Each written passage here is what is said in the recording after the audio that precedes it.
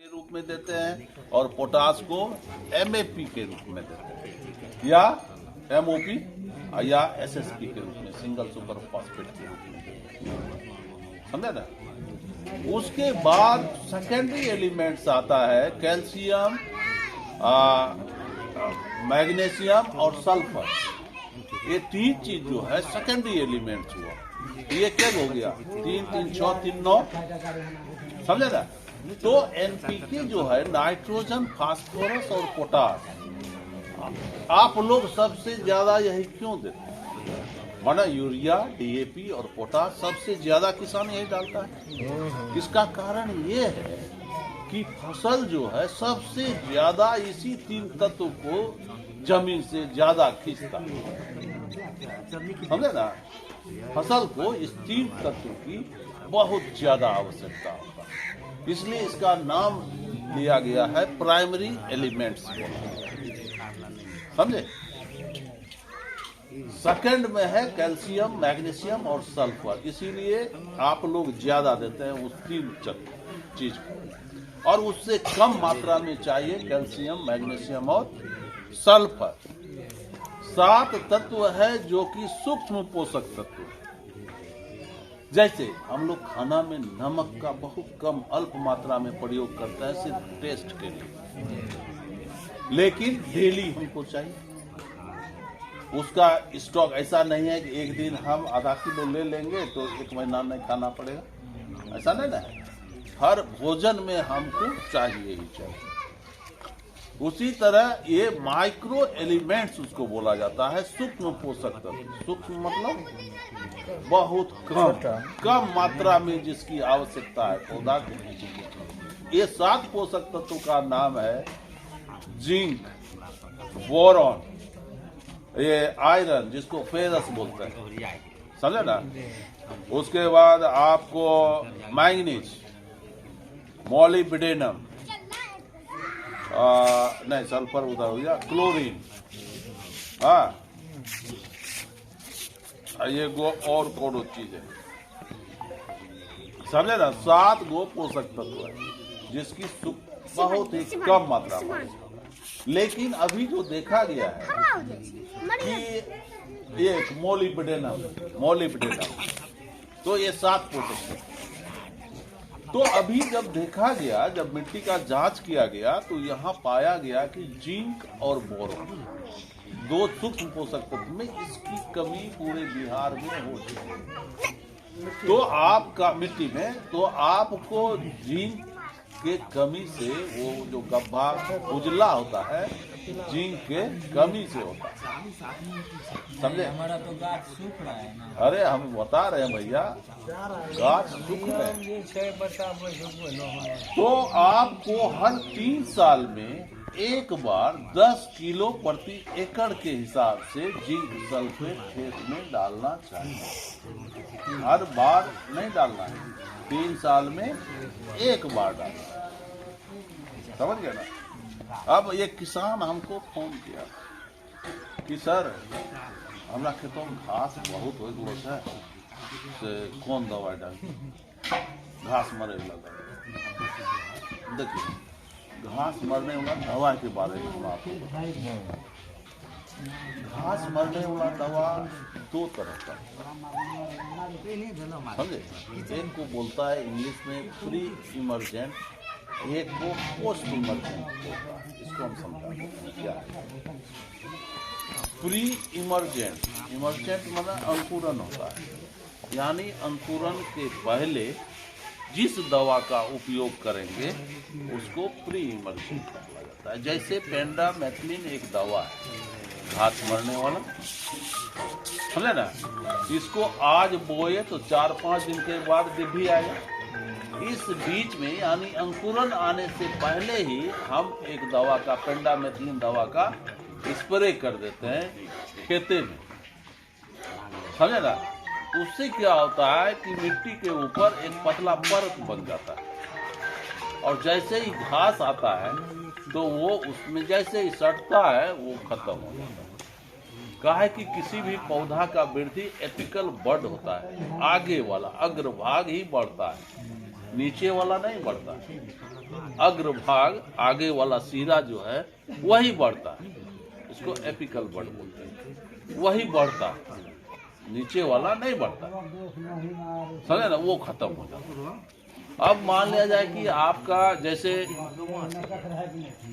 सीमेजीन है, एग्रोसान है, ये सब आप लोग ये डालते हैं, 2,4-D डालते हैं ना, तो ये सब चीज है पोस्ट इमर्जेंट, अंकुरन के बाद। लेकिन किसान एक चीज नहीं जानता, अंकुरन के कितने दिन बाद डालना है।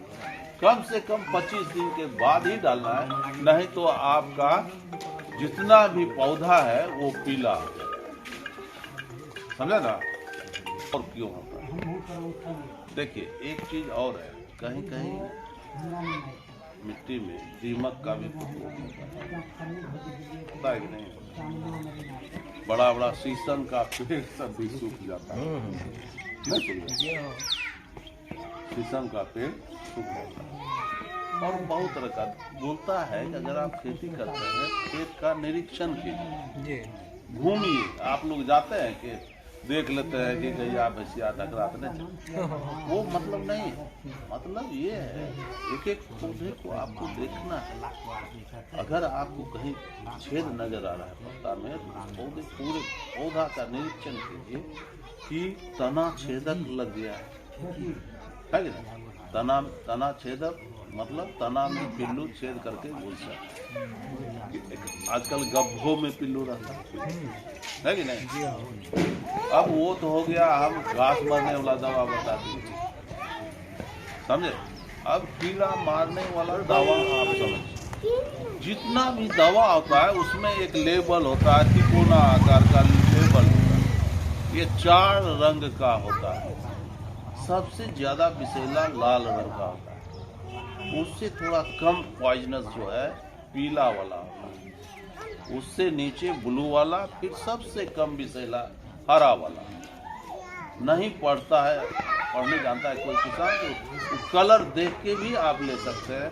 तो ऊपर वाला 2 स्टार्टिंग में नहीं देना चाहिए, हरा वाला और ब्लू कलर वाला ही इस्तेमाल करना चाहिए, जो कम विषैला है, हाँ उसको हम लोगों को देना चाहिए। अब देखिए कीटनाशक दवा में भी 2 प्रकार होता है, समझे ना। एक होता है कांटेक्ट, कांटेक्ट का मतलब हुआ स्पर्श। एक होता है सिस्टेमिक, अंतर प्रवाही उसको होता है। तो कांटेक्ट कीटनाशी जो होता है उसका अगर हम प्रयोग करेंगे, जब उस दवा का संपर्क कीट से होगा तो मेरा कीट मरेगा, अदरवाइज मेरा कीड़ा नहीं मरेगा। हो सकता है कि पत्ता ऐसे गिरा हुआ हो, हम स्प्रे कर रहे हैं इधर से, कीड़ा इधर है। अगर संपर्क कीटनाशी का हम इस्तेमाल कर रहे हैं तो कीड़ा के शरीर में हमारी दवाई का संपर्क नहीं होगा, जिससे कीड़ा नहीं मरेगा। या हो सकता है तना के अंदर, हाँ तो वो भी नहीं मरेगा, समझे ना, वो नहीं मरेगा। और हम क्या करेंगे कि हमको दवाई दिया है, दवाई आप लोग कृषि विभाग के किसी भी स्टाफ से पूछते नहीं। हम लोग जितना आदमी है किसी से नहीं पूछते हैं। लोग क्या करता है, आमतौर पर जनरली लोग दुकान गया और दुकानदार से दवाई लिया, हाँ कीड़ा लगलो छिलता है, तो भैया वो आपका रिलेटिव नहीं है, वो बनिया, वो बैठा है कमाने के लिए। हाँ आप मजदूर करिए, उससे उसको लेना देना नहीं। वो वही चीज देगा जिसमें उसको ज्यादा मुनाफा है, जिस दवाई में उसको ज्यादा इनकम है, ज्यादा छूट मिलता है, आपको कहेगा यही लीजिए, यही सबसे अच्छा है, ये उत्तम दवा है, समझे ना। वो पढ़ लिख के तो आया नहीं, बाप दादा बेच रहा था, वो भी बेच रहा है, तो बैठते बैठते उसको भी हल्का तो नॉलेज हो ही गया कि कीड़ा मरने वाला है, ये बीमारी वाला है, ये घास वाला है, इतना तो नॉलेज है ही उसको, है कि नहीं। कि सर हंसे छी अपना जानकार जो पढ़ा था है, अरे पढ़ा हुआ आदमी तो सर यहाँ बैठा हुआ, जनका ओकरे बाप पे बेच गए हाँ नहीं नहीं, बात सही है कि नहीं? सही बात। वो पढ़ लिख के आया है साला, हम लोगों को 6 साल लगा है पढ़ने में, है? वो बिना पढ़ले वहाँ दे रहा है, उसको क्या आइडिया है कि नहीं? तो ये बताए आपको कांटेक्ट कितना चाहिए। इसके बाद होता है आपको सिस्टेमिक अंतःप्रवाही। उस दवा का इस्तेमाल जब आप करेंगे, कीड़ा कहीं भी छिपा हुआ है तो उस दवा का जैसे ही स्प्रे करेंगे, पूरे पौधे के पूरे सिस्टम में वो दवा चला जाता है, पूरे भेन में चला जाता है। कहीं भी रहो उसको मरना, समझे? देखिए दवाई के ऊपर में बड़ा जो नाम लिखा रहता है वो खा रहलो छै दवा के नाम जाने नहीं छियै। देखिए सिस्टेमिक दवा जो है थाइमेट, फिराडॉन, ये सब दानेदार है, समझे? ये सिस्टेमिक है।